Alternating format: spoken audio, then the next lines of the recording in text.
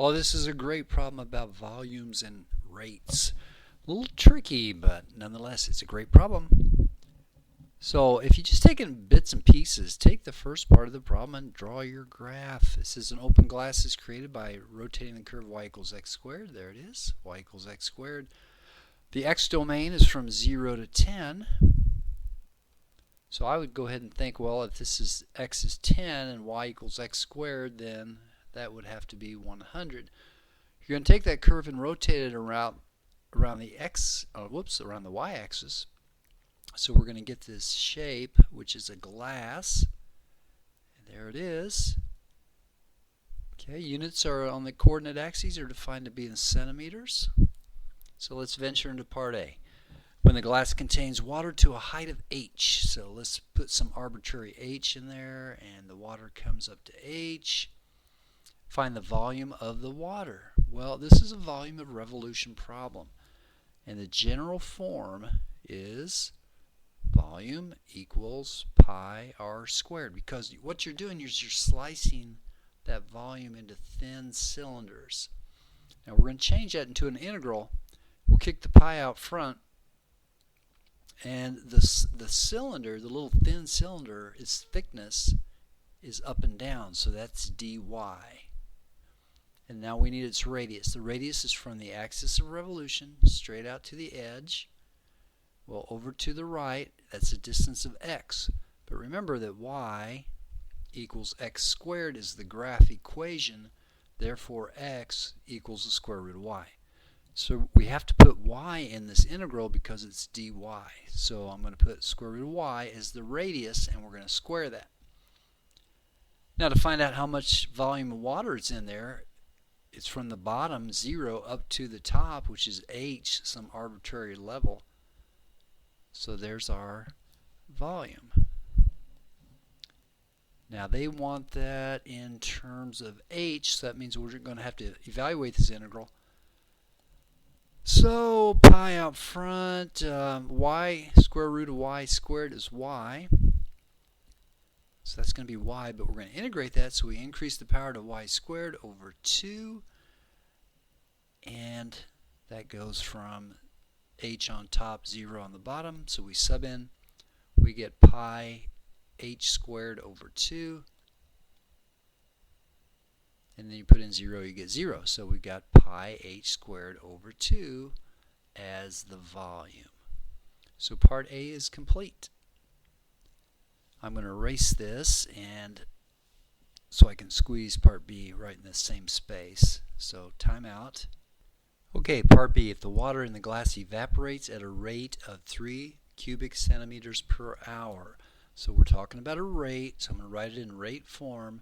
If the water is evaporating, that's a change in the volume with respect to time. And it's equal to 3, and it's evaporating, so I'm going to make it negative 3. We'll leave off the units for each square centimeter of exposed surface area. So what that means, it's going to evaporate 3 cubic centimeters for every square centimeter of the surface area. Now the surface area of that water around the top is a circle, so the surface area is pi r squared. So there's our formula for the change in the volume. Alright, let's look at the question. Oh, we want to show that the dv dt is equal to this equation. Well, we've got r, so we're going to have to replace that somehow. But the radius squared, remember that the radius is x straight across, but x is equal to the square root of y.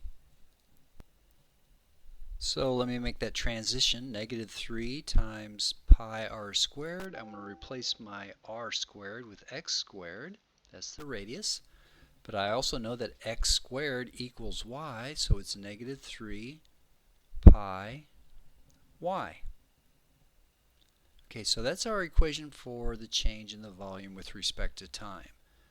But we were trying to get it in this other form that I've circled up here. So let's think about the fact that we know over here on the right that the volume is equal to pi h squared over 2. Well, h is the general height, or was the specific height in part A, so the general height of the water is your y coordinate, because y is up and down, so the volume is also equal to pi pi y squared over 2. So what I'm going to do is take that little equation and solve it for y. Multiply both sides by 2 and you get 2v. Divide both sides by pi. So there's y squared. So in other words, y is equal to the square root of that other side. So that's the square root of 2v over pi. So I'm going to come back to this equation and replace. So the change in volume is negative 3 pi. Let me make my negative a little bit better there. Negative 3 pi times y, and I'm going to replace that y with the square root of 2v over pi. Okay, we're getting close to what form they want us to get, but notice that there is the only thing that's out in front of the radical is the negative 3. So let's take that pi back under the radical. If you take a number back under the radical, that means you have to square it. So we have 2v pi squared over pi, which simplifies to negative 3 times the square root of 2v pi, which is the same thing as what they have. And I'm running out of room, or else I just go ahead and switch the pi and the 2, but it's the same thing, 2v pi, 2 pi v.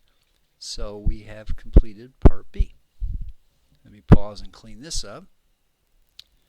Okay, part C. Let me get this out of here.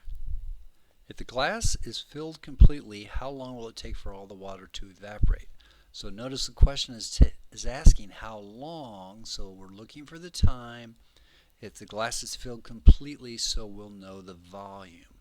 So we need an equation that relates the volume to the time. Well, we know the volume from the first part again is pi times the height squared over 2. That comes from part A, from our previous answer. And the reason the height is 100 is because we know that the maximum radius of this glass is 10, so if it's full, it's 10 squared, which is 100. So the volume is equal to 5,000 pi when the glass is full.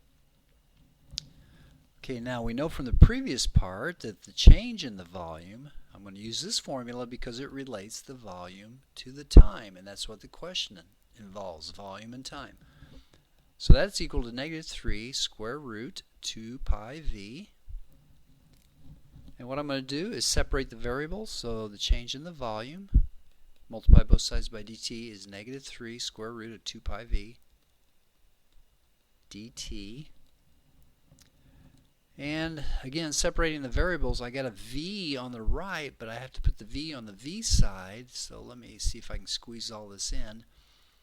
So to get the v on the other side, what I'm going to do is divide both sides by the square root of v. I'm going to squeeze that right there. There we go. So we have dv over the square root of v, and I'm going to write that as v to the negative 1/2. That's the square root of v in the denominator, is equal to negative 3 times the square root of 2 pi.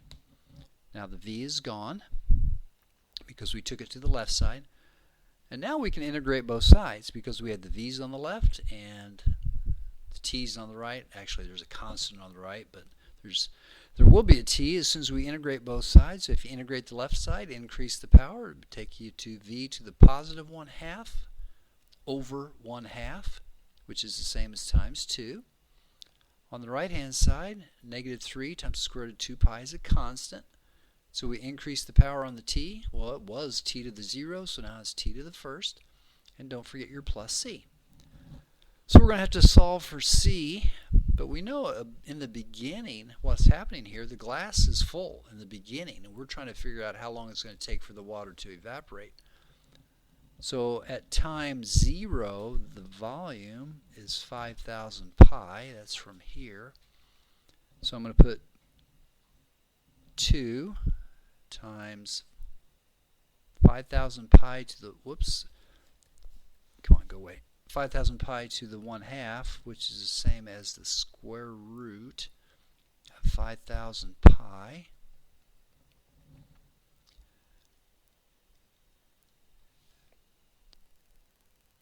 equals negative 3 times the square root of 2 pi times t, but t is 0 because at time 0, this is our given volume.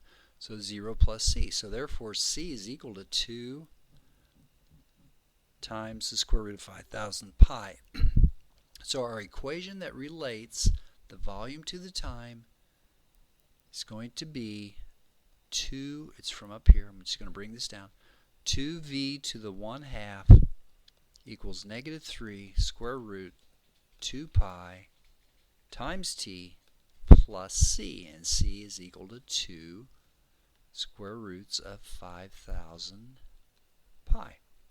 So now we can answer the question, because the question, how long will it take for the water to evaporate? So we're trying to solve for t, and if the water is going to evaporate, that means the ending volume is going to equal 0. So we fill in this side, we fill in 0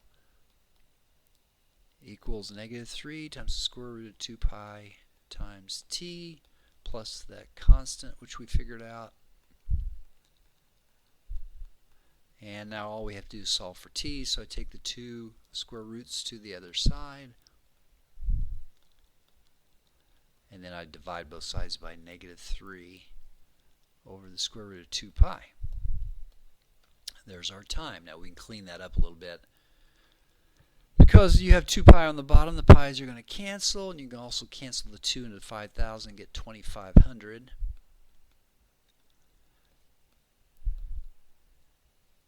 And when I brought this over, this should be negative. So the two negatives are going to cancel. And the square root of 2,500 is 50, so we have 2 times 50 over 3, which is 100 over 3. Hours is our unit, and you could just leave it as that, or 33 1/3. And there's the answer. So a little bit complicated in all these steps, but if you do it a couple times, it's pretty easy to follow what you're doing. Good luck.